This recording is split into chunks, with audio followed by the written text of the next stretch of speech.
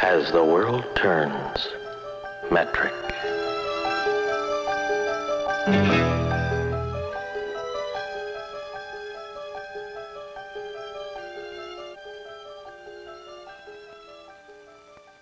Hey, it's wakey guys and gals. It's the wakey hour here on 940, the station that serves the nation's happiest market 24 hours a day.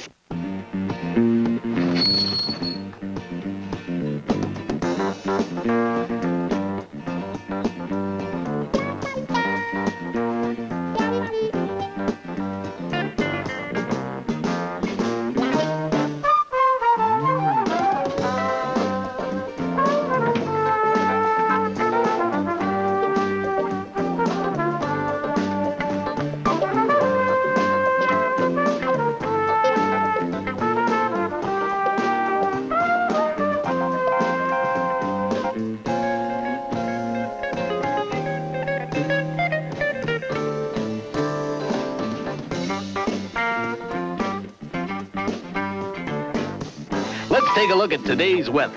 It's going to be a bit cooler than yesterday, with a high of about 20 degrees Celsius. There'll be light winds gusting to 30 kilometers per hour. And get out those umbrellas, because the Weather Bureau predicts occasional showers. That's right, occasional showers. The weatherman is expecting a few millimeters of rain later on today, so you'll be prepared for that, won't you? And now, Blasto presents As the World Turns Metric. As our story opens today, a customer walks in and...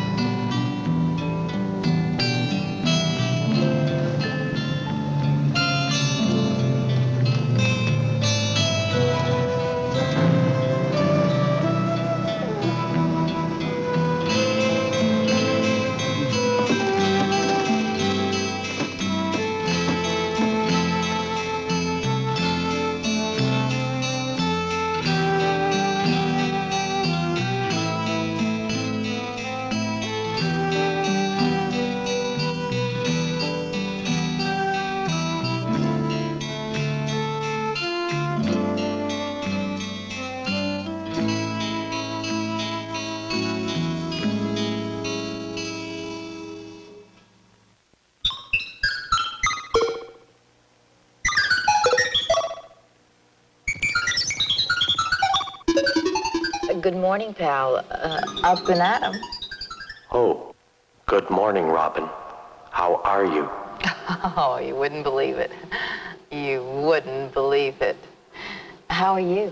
PAL, computer typewriter, log entry format, system security data, plus year, month, day, time at the tone was 08:59:47. Voice circuits, A-OK. Keyboard, fully operational. All logic circuits functioning normally. Pal, it is me, Robin. You don't have to be so formal. I just wanted to know if everything was cool. Why, yes. My LSI logic circuits seem to be operating within specified temperature limits. Why do you ask? Never mind. Never mind, pal. We better get down to business, okay? Yes, I like to work. Well, we're going to do more than work. We're going to learn something new. Oh, that is even better. I love to learn. What are we going to learn, Robin? Well, today, pal, I am going to teach you all about the international system of metric measurement and how it's used in Canada. Robin, I was factory programmed with the metric system. Definition, metric system, as system of measures based on the meter and the kilogram, within which quantities are expressed using decimal notation.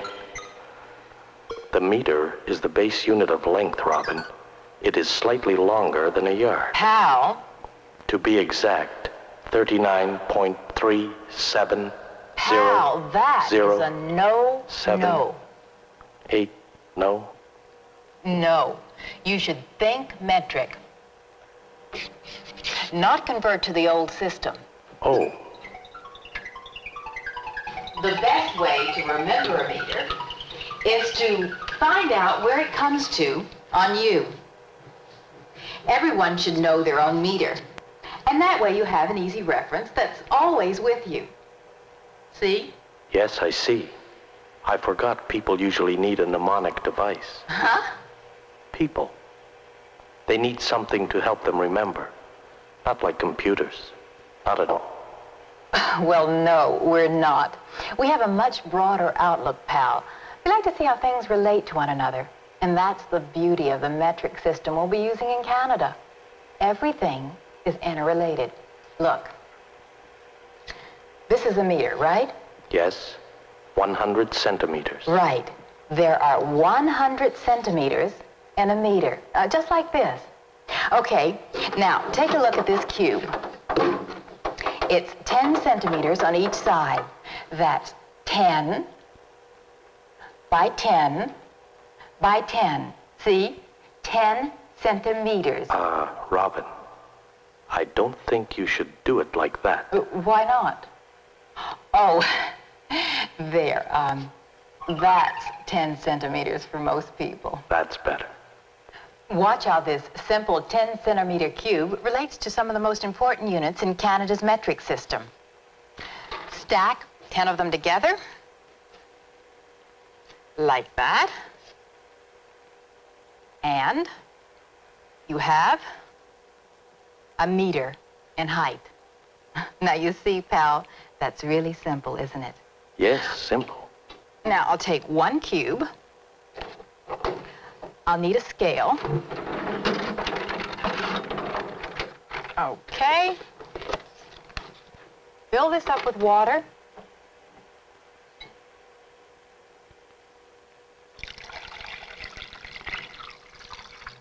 See? It holds 1 liter. Now, how much does 1 liter of water weigh? 1 kilogram at plus 4 degrees Celsius. Thanks, pal. Well, anyway, you see how everything is interrelated? Yes. The metric system must be much easier for people. Now, easier for computers, too. Yes, that is true. Because the metric system is very logical, just like we computers. It's based on the number 10, and that makes it very easy for people to change to larger or smaller units. Uh-huh. Would you care to elaborate? Yes. Yes, I'd like that. You see, the metric system works in multiples of 10.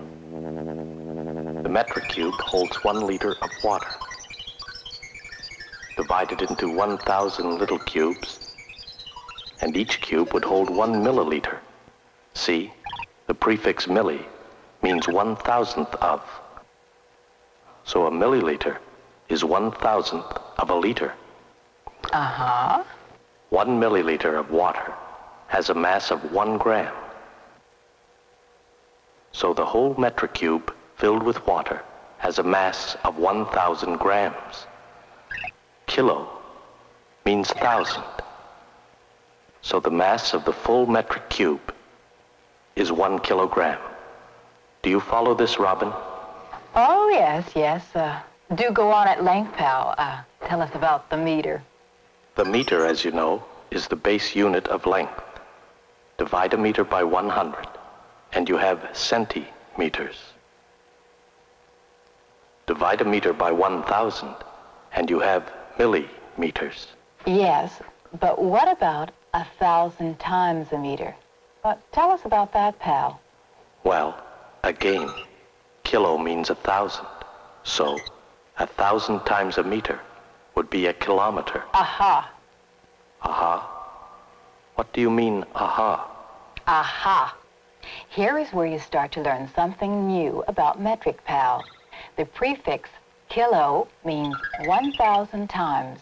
We say kilogram, kiloliter, and we should say kilometer. Got that, pal? Yes, very logical. What are you doing? Nothing. Yes, you are. You are. You are drawing on my screen. Just a little memory aid, pal. Now, you see, pal, kill the meter.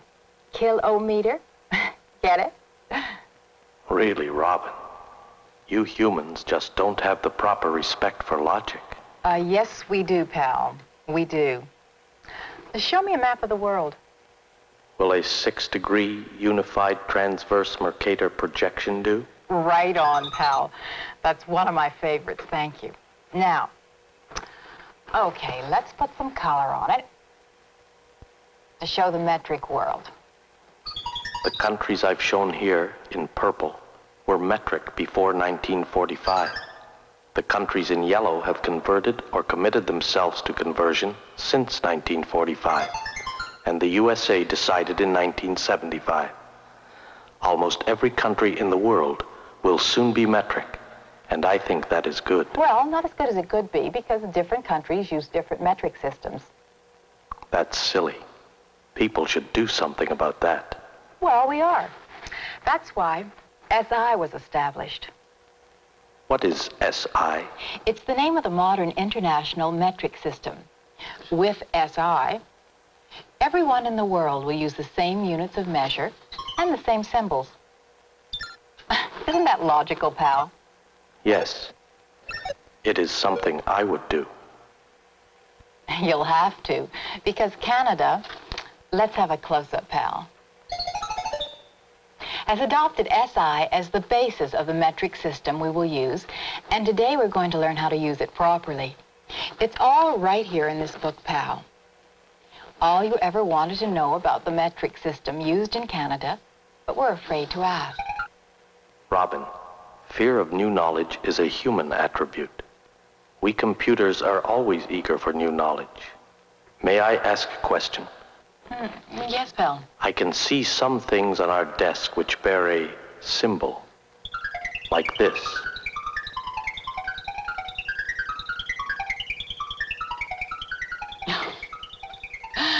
Why, pal, that's really good. I mean it. The only thing you forgot was the brass band.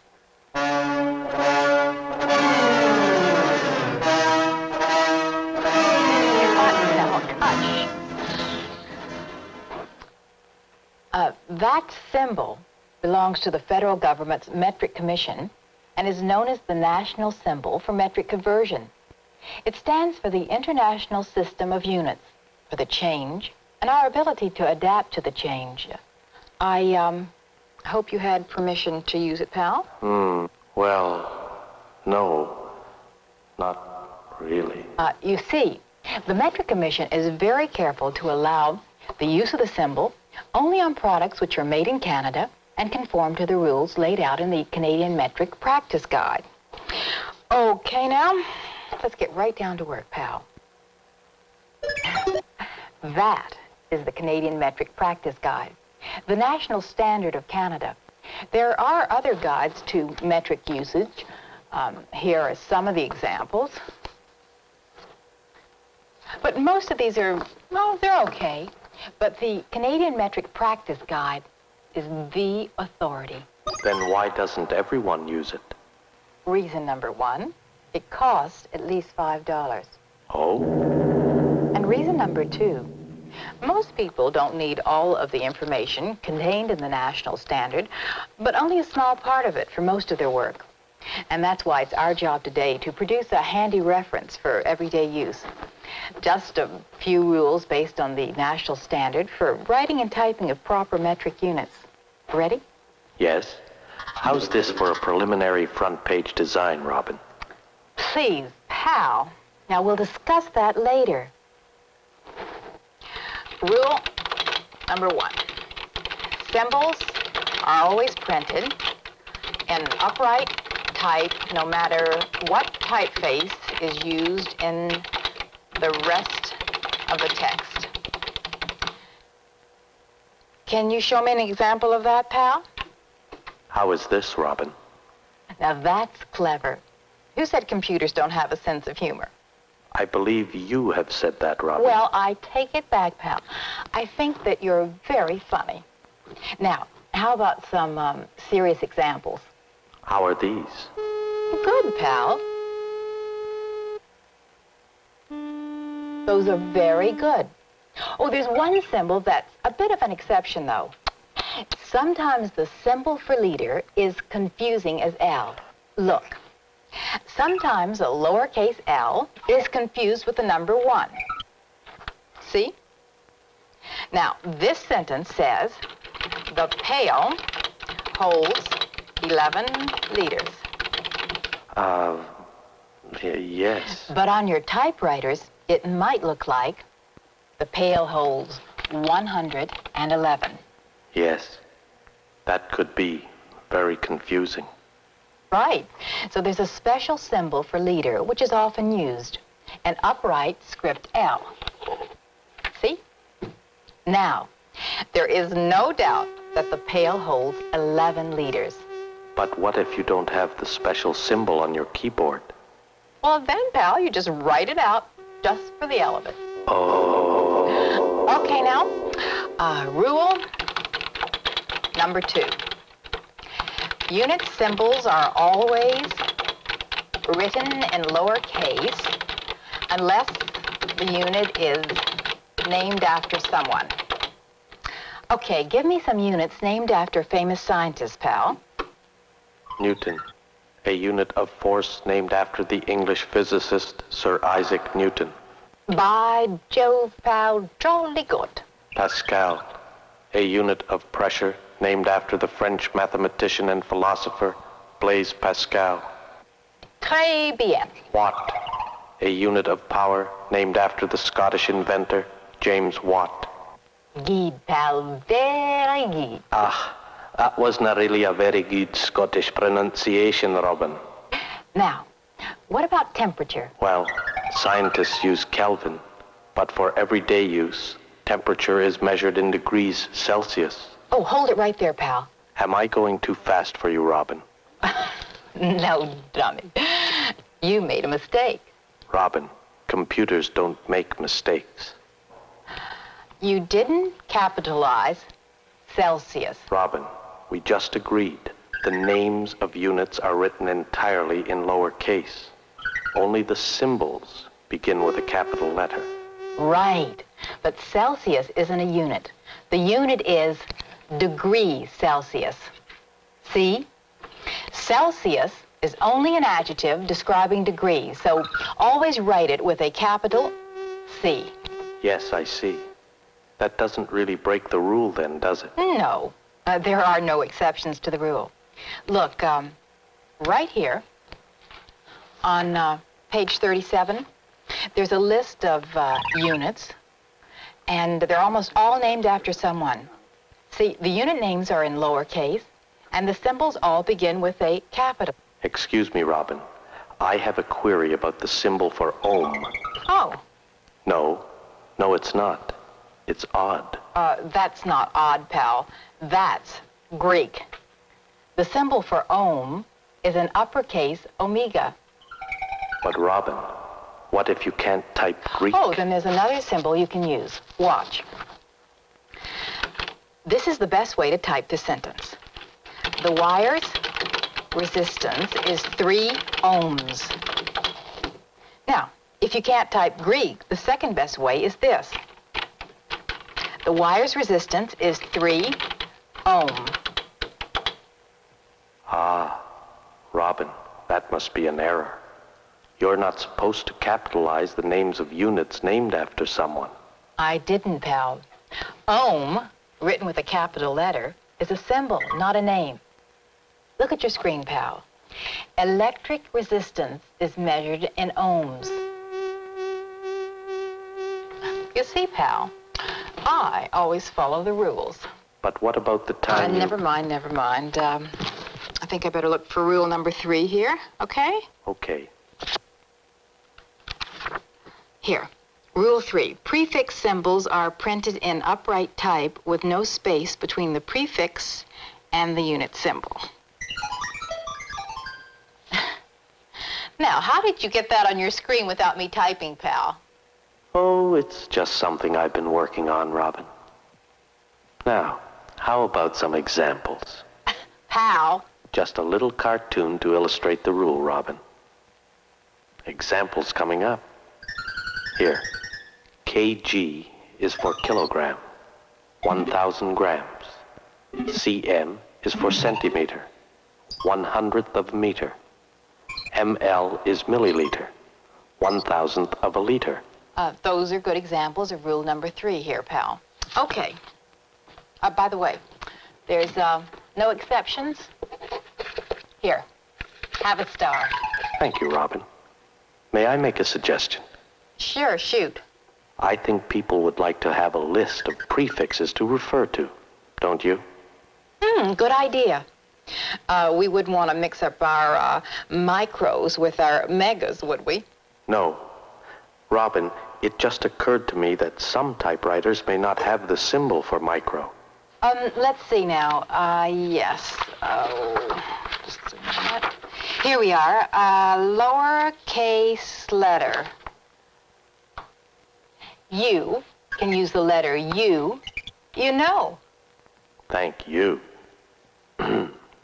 May I reserve space on the reference card for the table of prefixes now? Okay, pal. Go ahead. Put them on the flip side. Rule 4, pal. Okay, rule 4. Symbols are never made plural.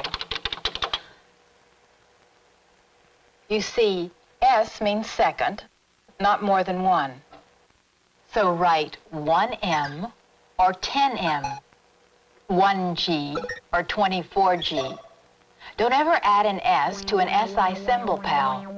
24 G's is not 24 grams. It's what my boss gets paid. What's the matter, pal? My memory banks are getting too full. May I be excused while I relieve additional registers? Oh, yeah, sure. Go ahead and relieve yourself, pal. The rest of us are going to stay here and look at some examples. Okay. I'll just review the first 4 rules for you while I'm doing that.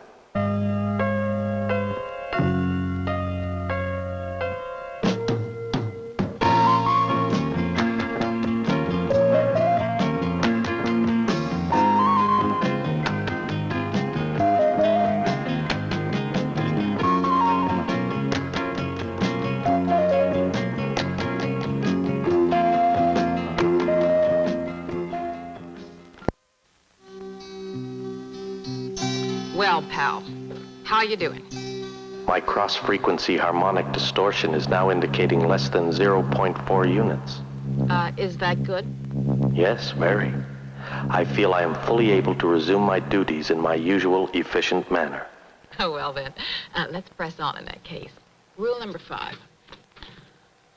Never use a period after a symbol unless it's at the end of a sentence.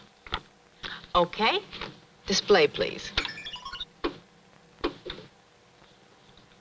That's fine. Now, here's an example.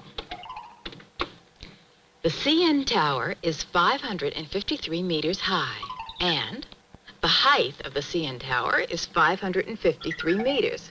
That's high. M is the symbol for meter, not the abbreviation, so no period. You see, pal, we use a period here, but only because it's the end of a sentence. Now, you give me an example. The area of a football field is 1 hectare. That's good, pal. A hectare is 10,000 square meters, right? Yes, 10,000 square meters. Well, then, I think you're ready for rule number 6. Yes, I am. Number 6. Leave a single space between the quantity and the symbol, unless... Robin, must you use children's blocks? I'm really quite intelligent, you know. I'm sorry, pal, no offense. It's just that I wanted to show you the rule. See? quantity, space, symbol. Yes, but that's simple. I don't need blocks. Oh, okay, pal. I'll finish giving you the rule, just in words, right? And then you give me an example. Yes, I think that's more appropriate. Okay, here goes. Leave a single space between the quantity and the symbol unless the first character of the symbol is not a letter. Now, you got that, pal? Sure thing. When the first symbol is not a character, when the first, Robin? Yes, pal. Do you still have your blocks handy? Here, pal, watch. Now, this is the basic rule. Leave a space between the quantity and the symbol. Yes. Now, suppose you're writing 20 degrees Celsius. The symbol for degree is not a letter, right? So, don't leave a space. No space. Another example. Suppose you have to type degrees of an angle. Then you do it like this. 20 degrees, 12 minutes, and 45 seconds. You see, pal? None of these symbols is a letter, so no space. Right. No letter, no space. You got it, baby. But notice, you do leave a space in front of the quantity. Right. Now, don't you think a memory block is a good thing? Well, I think that depends on how you use it. You know what, pal? I think you're really beginning to understand people. Yes, I think so too. Okay, let's go on to rule number 7. When presenting quantities in a sentence, numerals and symbols should be used. In other words, don't write it out, use the symbol. Now watch. This is the correct way to write 10 meters. Or this way is also acceptable. You can write out the symbol as long as you write out the number. But never use numerals without using symbols too. Now, read this example. Table 2 meters by 3 meters has an area of 6 meters squared. Meters squared? That doesn't sound right. I've got it. A table 2 meters by 3 meters has an area of 6 square meters. Hey, way to go, pal. You figured that out very well. Now, you give me an example. The speed limit is 100 kilometers per hour. Wrong O. You mean the speed limit is not 100 kilometers per hour? No. Well, I mean, yes. I mean, that's not the way you write it. You write km for kilometer, slash for per, and h for hour, like this. Kilometers per hour. The form you were using is only for miles per hour. You mean I made an error? Yeah, but don't worry about it, pal. That was a very logical human error. A human error? Oh no, I could get recalled for this. Don't worry, pal. Your secret is safe with me. Let's just forget it and go on to rule number 8. It's about writing fractions. Fractions? Oh, I don't like fractions. Sometimes they're like this. Sometimes they're like that. Sometimes I just don't know what to do. Frankly, Robin, fractions make my transistors ache. Well, this is your lucky day, pal. No more fractions for you. What? Never? Well, hardly ever.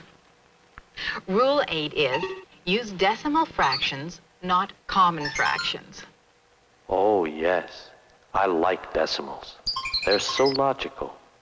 Oh, by the way, pal, rule number 9 is always put a 0 before the decimal marker if the number is less than 1. Robin, that's proper practice at any time. A decimal marker must always lie between two digits. Didn't you know that? Well, of course, I know that. And you know that even the boss knows that. But sometimes people get careless. Yes, people careless, not reliable. I know. And that's why we're making a handy reference card. And that's why we have to keep our eyes open and make sure Canada's metric system is properly followed at all times. It's for the good of the country, pal.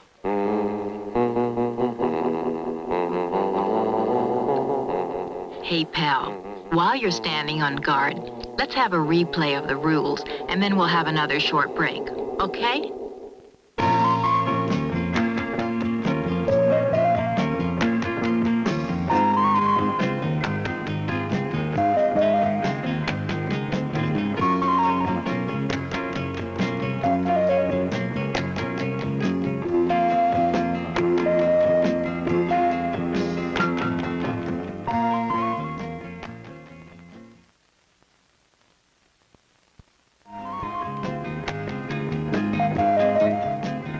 Well, pal, how's it going? Well, I feel I have a very good grasp of Canada's metric system now. Oh, that's great, pal. That's really great. Come on. We'll have some fun with rule number 10. Remember Victor Borge's routine about reading punctuation out loud? Well, no, not really. Sure you do. Remember? Hark. What light through yonder window breaks? It is the east, and Juliet is the sun. Yes, now I remember. But Robin, what does this have to do with Rule 10? Everything, pal. Let's get out the blocks. Look at this number. 53,246,000.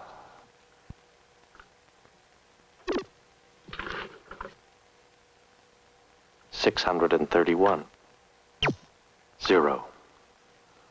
Yes, I have that. So rule number 10 is don't use commas to separate numbers anymore. Use spaces. Don't use commas to separate numbers into convenient groups of 3 digits. Use spaces.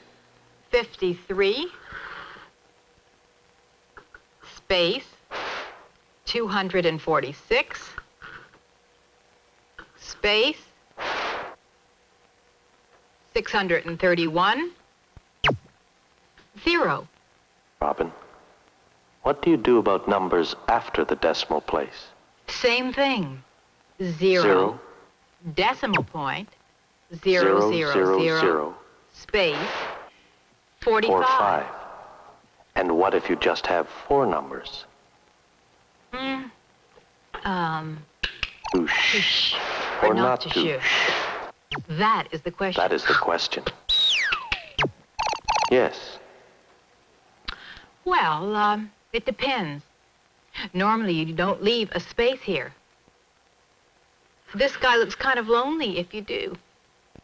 Ah, poor little digit. However, if you're typing a column of figures, leave a space so that your column lines up, just like this. Neat, eh? Yes, neat. And neatness is good, right? Right. And the opposite of good is... Evil. And what is the root of all evil? Money. Funny you should bring it up. Robin, I didn't. I'm glad you did, pal. Because there is an important exception to the rule about spaces that concern money. When typing sums of money, never leave spaces. But that makes large sums very difficult to read. I know, but it's better than having someone add some digits to your check. Now, that could be expensive. People can't be trusted.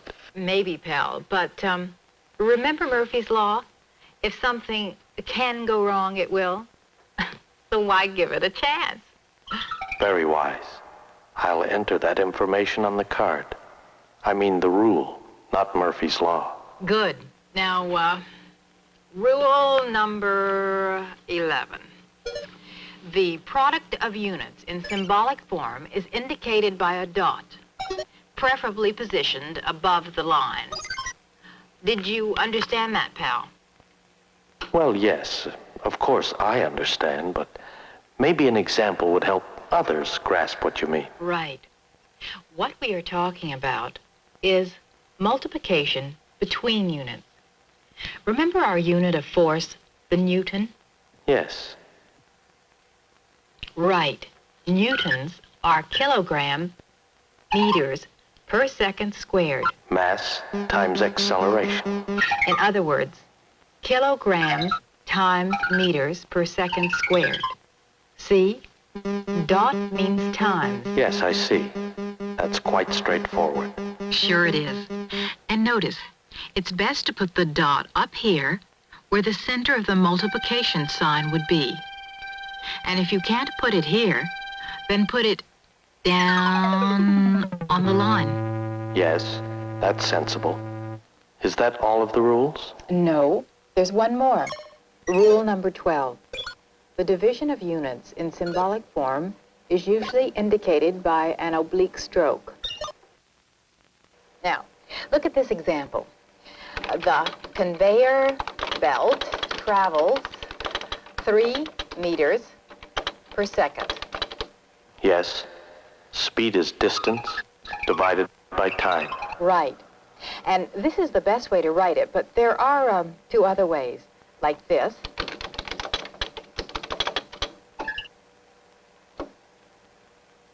Or like this. Those are very awkward. Yes, but they might be useful in some equations or for some other reason, so you better put them on the card. Okay. Is that all the rules of proper metric practice? Well, that's all most people need. 12 basic rules for writing and typing proper metric symbols. Go ahead and print that up, please, pal. Certainly. Will a folded card, size 148 millimeters by 210 millimeters, which is the ISO A5 format, do? Why, it would just be perfect, pal. Right. I suppose you're going to use your super-duper new laser printing attachment, eh, pal? Of course. Show off.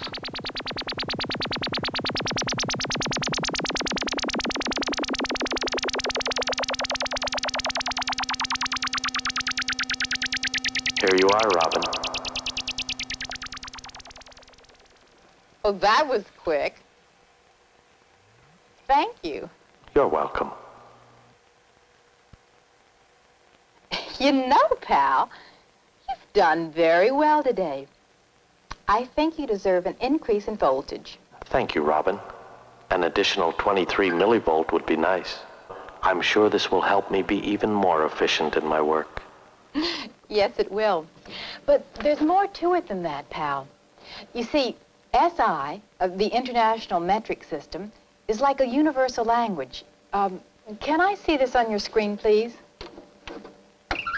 No matter what language something is written in, you can always understand the weights and the measures because the symbols are always the same. That must be very important for world trade, Robin. Right. It also makes it a bit easier to be a tourist. If you don't know what you're ordering, at least you know how much.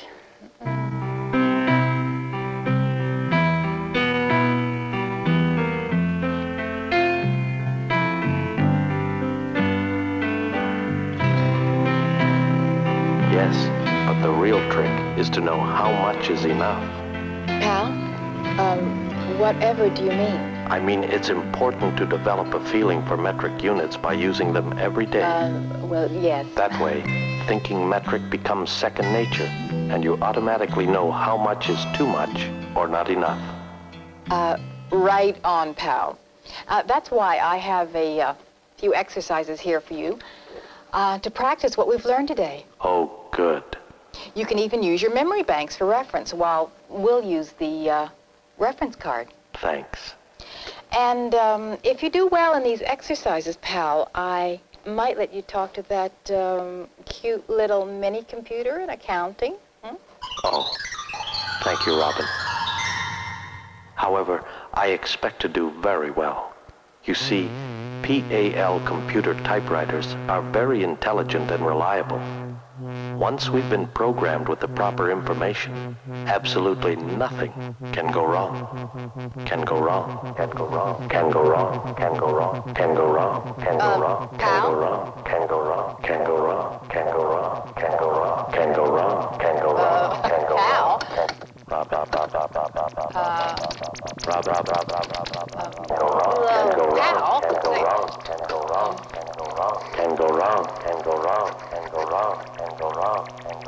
Oh, Joe, hi. Robin on the fourth floor. Yeah, Pal's gone on the blink again. Well, I don't know. I mean, he just keeps repeating himself. That's what you want me to do? Are you sure? Okay. Yeah, it worked. Yeah, it did. Okay, Joe, thanks a lot. Bye. Thanks, Robin. I needed that. And good night. Sign off time 17:15. Good night, pal.